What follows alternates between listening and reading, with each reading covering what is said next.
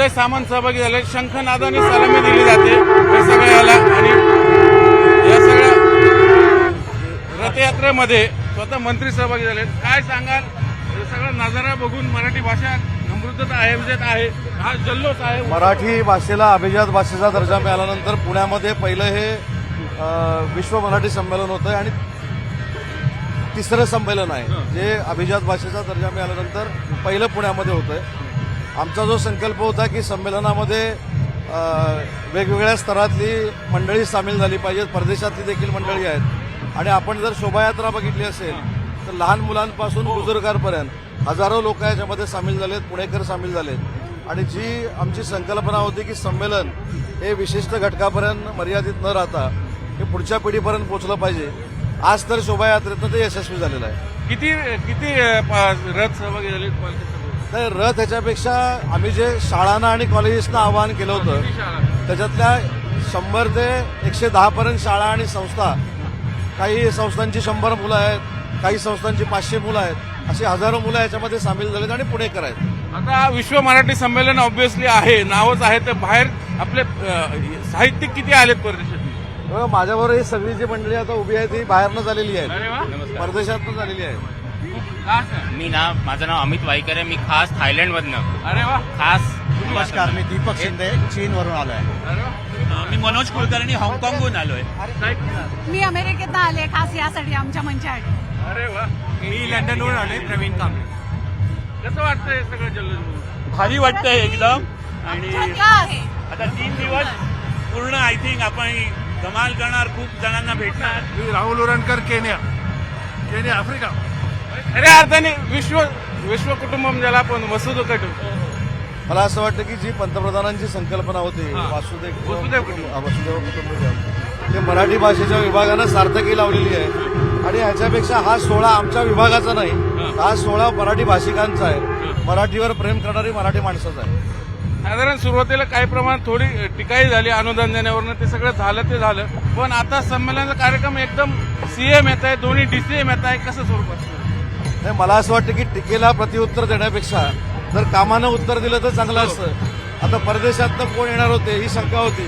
माझ्या बाजूलाच अख्खं जग आहे, या जगामध्ये मराठी माणूस असतो. बघितलं आपण मराठी भाषा समृद्ध आहेत, आता अभिजात दर्जा मिळाला आहे, तिचं वैश्विक स्वरूप प्राप्त करून देण्यासाठी हे संमेलनाचा उत्साह आहे. काय सांगाल, कुठून आलात? स्वित्झर्लंडवरनं. आपल्या मराठी भाषेचं त्यांना कसं वाटतं? तिथे मराठी करता सगळे काम करणारी लोक आहेत आणि एक मंडळ आहे आणि तिथे मराठी करता शाळा किंवा इतर उपक्रम चालू असतात. आम्ही 2 वर्षापूर्वी हा मंच सुरू झाला आहे आणि आता आम्ही आज संध्याकाळी दाखवू हा मंचाचं काम कितपर्यंत पोहोचलोय.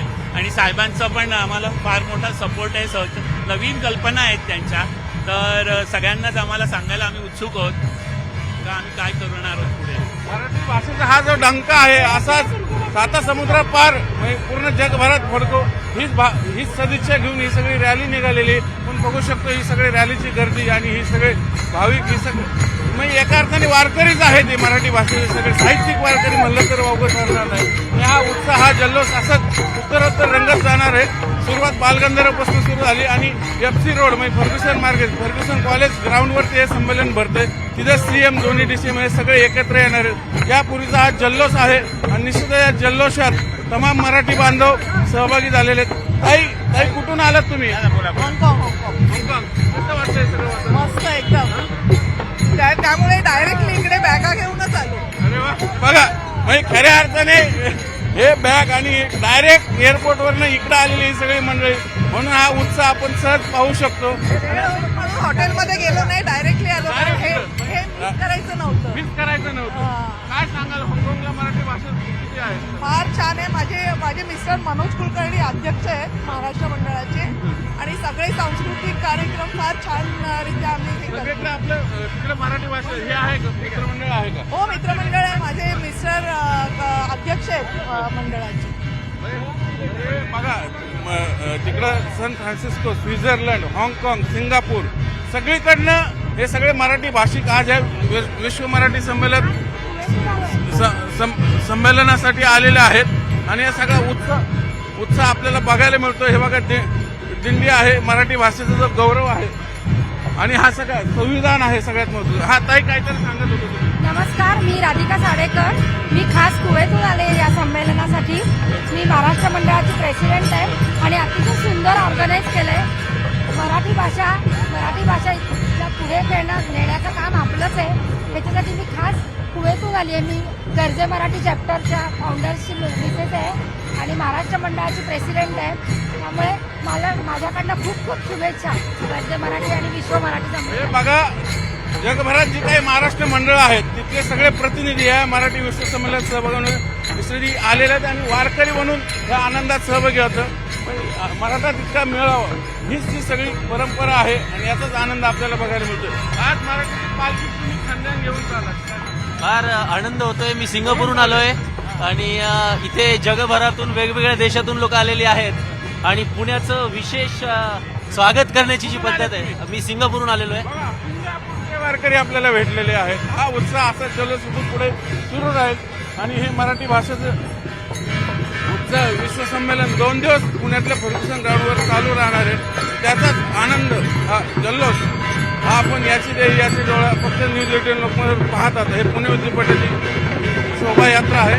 साधारण 40-50 शाळा कॉलेजेस या शोभायात्रेत सहभागी झालेले आहेत आणि याच्या जल्लोषाचं वातावरण आपल्याला इथं जंगली महाराज रोडवरती पाहायला मिळतं.